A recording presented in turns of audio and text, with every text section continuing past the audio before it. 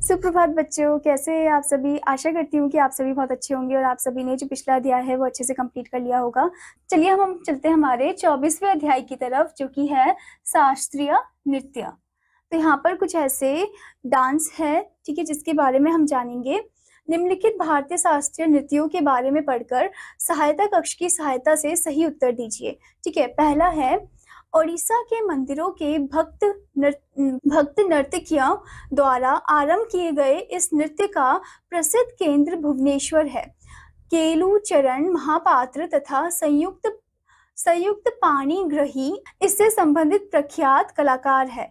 ठीक है, तो ये क्या है, तो आप फर्स्ट नंबर में लिखोगे ओडिसी। कौन सा डांस है ये है ओडिसी। ठीक है, जो कि उड़ीसा में करा जाता है। ओके, फिर उसके बाद आपसे पूछा है केरल में विशेष रूप से प्रचलित यह नृत्य नाटिका का रूपांतरण है।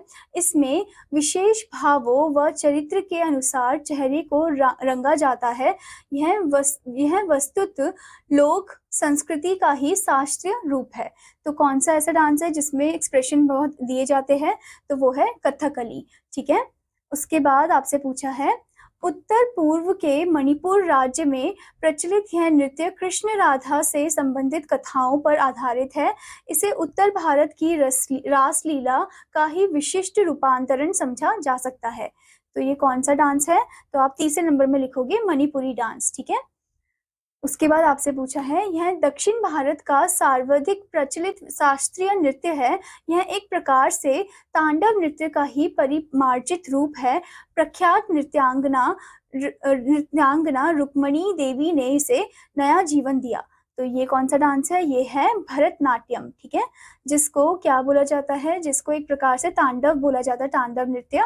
ठीक है, फिर उसके बाद आपको पूछा गया है मुगल काल में आरंभ यह नृत्य उत्तर भारत में विशेष लोकप्रिय था। लखनऊ इसके लिए जाना जाता है। बिरजू महाराज और शोभना नारायण इससे संबंधित प्रख्यात कलाकार है।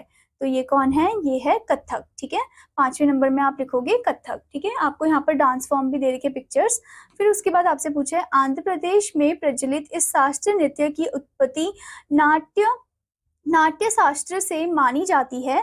इसमें कृष्ण, सत्यभामा, रुक्मिणी आदि से संबंधित पौराणिक कथाओं का प्रस्तुतिकरण होता है। स्वप्न सुंदरी इसके लिए विख्यात नृत्यांगना है। तो ये कौन सा डांस है, ये है कुचिपुड़ी। ठीक है, तो आप छठे नंबर में लिखोगे कुचिपुड़ी। ठीक है बच्चों, आशा करती हूँ बच्चों कि आपको ये अध्याय अच्छे से समझ में आया होगा। तो आपका होमवर्क है कि आपको अलग अलग डांस फॉर्म के पिक्चर्स को पेस्ट करना, उनके नाम लिखने हैं। ठीक है, अब मैं आपको मिलूंगी अगले अध्याय में, तब तक के लिए धन्यवाद बच्चों।